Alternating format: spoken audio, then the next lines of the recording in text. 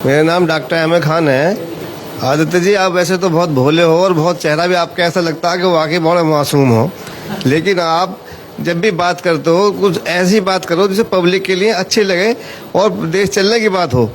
आप करते हो कश्मीर की बात करते हो, आप करते हो पाकिस्तान से मुसलमानों की बात करते हो कि बाहर भेजो। नहीं, आपका अगर ये एजेंडे में है कि मुसलमान इस देश से चले जाए तो बताओ कहाँ जाए भेजो, उन्हें कहाँ भेजना है। अगर आपका यही है भाई, आप तो योगी हो, आप तो कम से कम उनको आशीर्वाद दो। सारे देश के लिए सब फूल है आपके बराबर, आप चाहिए। मैंने ये तो नहीं कहा कि मुसलमानों को पाकिस्तान भेज दीजिए। मैंने ये कहा भारत के प्रत्येक नागरिक को सुरक्षा प्रदान करना सरकार की जिम्मेदारी है और भारत की मोदी सरकार इस कार्य का निर्वहन कर रही है। लेकिन आपसे मैं पूछना चाहता हूं, कश्मीर में हिंदुओं के साथ जो कुछ हुआ, क्या कभी आप लोगों ने निंदा किया?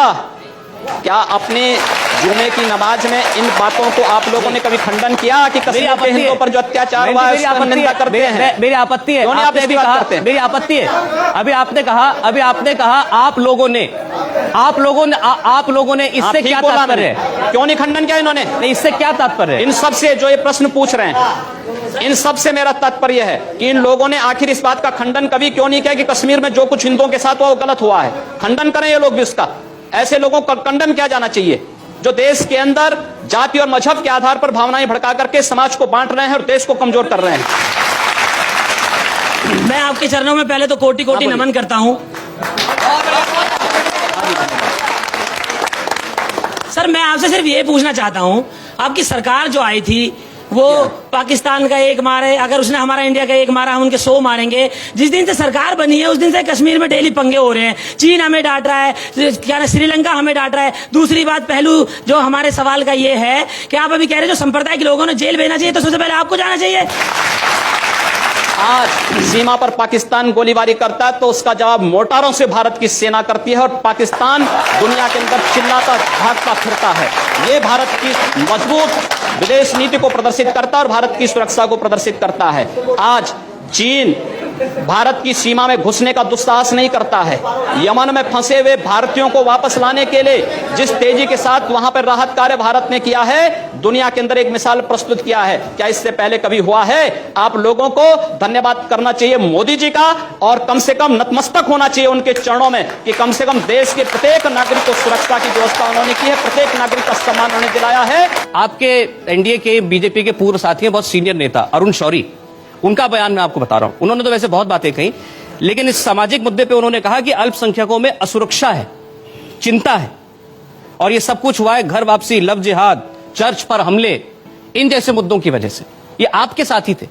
देखिए, अरुण शौरी जी के वक्तव्य का खंडन हो चुका है पहले ही।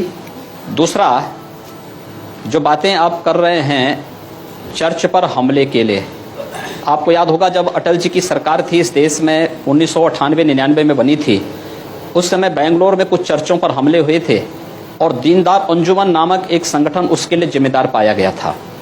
और उस समय भी आपने देखा होगा आगरा में एक चर्च पर हमला हुआ तो पता लगा कि एक ईसाई महिला का कोई प्रेमी था, रिक्शा चालक, उसने हमला किया था। अब उसके लिए आप हिंदू समाज को और सरकार को दोषी ठहराएं तो मुझे लगता है कि स्वयं आप विकास के एजेंडे से स्वयं हट रहे हैं और आम जनता का ध्यान विकास के एजेंडे से भटका रहे हैं। चलिए ठीक, अब आप सवालों पे आ रहा हूं, एक एक करके। मेरा नाम राजेश चौधरी है। नमस्कार जी। और ये सामाजिक सांप्रदायिकता फैलाने का कि योगी जी को जेल जाना चाहिए, मोदी जी को जेल जाना चाहिए, हमारे बीच से एक दर्शक ने कहा था, तो मैं कहना चाहता हूं जो सांप्रदायिकता को सबसे ज्यादा बढ़ावा देते हैं उनका नाम है ओवैसी। तो ओवैसी को भी तो जेल में डालना चाहिए, ओवैसी को भी तो जेल में डालना चाहिए। आपको जो है इन्होंने जो बात कही है, मुझे लगता है कि इस प्रकार के जिहादी उन्मादियों का नाम ही लेना अपने आप में पाप है, इसलिए इन पापों का नाम मत लीजिए, जाने दीजिए, उसको छोड़ दीजिए। मेरा नाम शाहिद चंगेजी है। अदी जी महाराज, मैं आपसे एक प्रश्न पूछना चाहता हूँ, क्या राम जी ने ऐसा करा है जैसा आप कर रहे हैं? अरे राम जी के आदर्शों पे चल रहे हैं, आपको भी राम जी से आदर्श उनके आदर्श मुझे राम जी से आपसे ज्यादा प्यार मैं राम जी से करता हूँ, लेकिन इसका मतलब ये नहीं कि आप जबान करते हैं तो राम मंदिर के निर्माण के लिए सुनिए, राम मंदिर की अगर आप बात कर रहे हैं तो राम मंदिर के लिए राजा मान सिंह उन्होंने अकबर के किले में तो बनवा लिया मंदिर, ये क्यों नहीं बनवा लिया? उनकी जो रानी थी अकबर का किला रानी कहीं और जगह जोताबाई, नहीं, तो भारत की धरती नहीं, मेरी सुनिए, रानी जोताबाई ओह। उस टाइम पे अकबर की महारानी सुनिए हुआ करती पहले। थी। उन्हें आपको- ध्यान नहीं आया राम आपको जन्मभूमि नहीं का। मालूम? आपको ध्यान आ रहा है, उनको ध्यान नहीं आया कि राम अरे मंदिर मुझे भी याद- राम मुझे भी याद आ रहा है जी। आपको ये भी याद रखना चाहिए कि इस देश में चंद्रगुप्त को भी किसी सेल्यूकस ने अपनी कन्या दी थी और जी। राणा कुंभा को भी किसी मुस्लिम फकीर ने अपनी कन्या दी जी, थी। बिल्कुल दी तो होगी। याद रखना, जी। हिंदू इन सब चीजों को नहीं करता है। अजी मैं ये कह रहा हूँ किसी ने करते नहीं, किया मैं है, कह रहा हूँ महारानी उसके ने पाप का भागीदार क्यों वो नहीं बनेगा, राम हिंदू जन्मभूमि से के हिंदू लिए नहीं बन सकता। राजा से कहा अपना राम मंदिर अयोध्या में बनेगा। अरे भाई आप किले उसको- के अंदर अगर आप उन्होंने राम को मंदिर मानते हैं तो बनवा उसका लिया। समर्थन करिए। एक प्रश्न ओ बनाइए ना फिर अजीत जी अयोध्या में एक बनाने बात की और तैयारी सुनिए, करिए। मुसलमानों ने उसका यहाँ समर्थन करिए। 700 साल हुकूमत की है। अगर धर्म परिवर्तन का ये जो आप कह रहे अरे हैं कुछ करा, नहीं। तो ये सारे यहाँ आज- मुसलमानों आज के ये हुकूमत कोई हिंदू करने नहीं वाले होता। हिंदू घरों में मुसलमानों ने दर्शन मांग हमेशा रहे ही प्यार और मोहब्बत से काम लिया है और हम भी उसी में से हैं। हम भी हिंदुओं में से हैं। हम जजिया कर वो किसने नहीं लगाया है। था? ये जजिया कर किसने लगाया था? हाफिज जी एक बात बताऊं मैं आपको, आप मुझे बात बताइए, आपके 3 पीढ़ी 4 पीढ़ी पूर्व आप लोगों के पूर्वज भी हिंदू रहे होंगे। आपको अपना डीएनए जांच कराना चाहिए, किसी हिंदू का डीएनए निकलेगा। मेरा नाम है एहसान अली। हाँ जी भाई। अभी आपने कुछ दिन पहले आपने ये कहा था कोई जोधा अकबर के साथ नहीं जाएगी, तो आपने ये सवाल बिल्कुल किस कहा। बेस पे किया था? जब आप कहते हैं कि भाई मैंने- ये सब हमारी जो पीढ़ी है, 1 मिनट सर, ये पीढ़ी हमारी सब आपके पुरख हिंदू हैं, तो हिंदुओं में ही तो जा रहे हैं। आप अपना नाम अली से अपना नाम जो है कोई दूसरा कोई हिंदू नाम रख दीजिए ना। जी जी छोड़ रहे हैं उसमें। सवाल ये है कि जोधाबाई अकबर के यहाँ क्यों जाएगी? किसी सेल्यूकस की पुत्री भी तो चंद्रगुप्त के घर में आएगी। मैं कह रहा हूं कि अगर इनका नाम एहसान अली ना होकर के भरत कुमार होता तो क्या ये ज्यादा भारतीय हो जाते? अभी कम भारतीय हैं।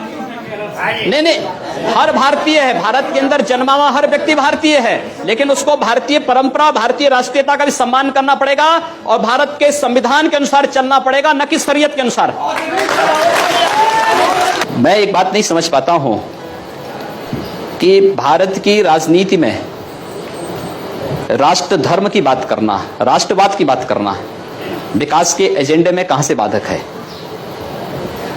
विकास राष्ट्रीयता को लेकर के होता है और मुझे लगता है कि सरकार राष्ट्रीयता की उन्हीं पहलों को लेकर के चल रही है, कार्य कर रही है और इसलिए आम जनता के विश्वास की प्रतीक भी बनी है।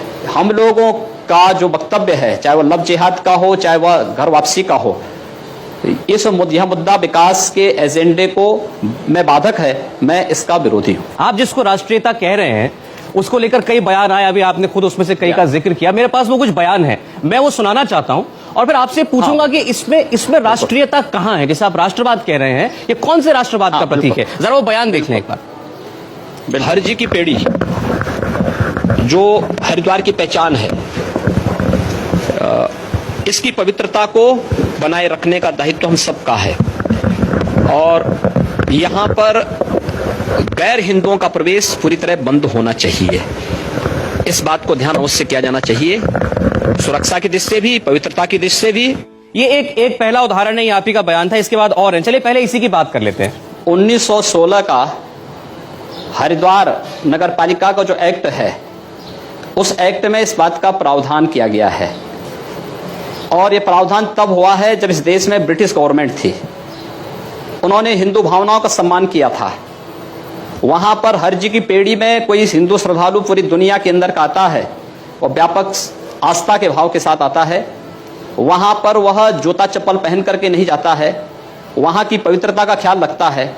लेकिन कोई विधर्मी आकर के वहां अंडा बेचने का कार्य करेगा, अंडा लेकर के जाएगा, चमड़े के जूते लेके जाएगा, आस्थाएं आहत होंगी। अगर इस देश के अंदर अन्य आस्थाओं का सम्मान है तो हिंदू आस्था का भी सम्मान होना चाहिए।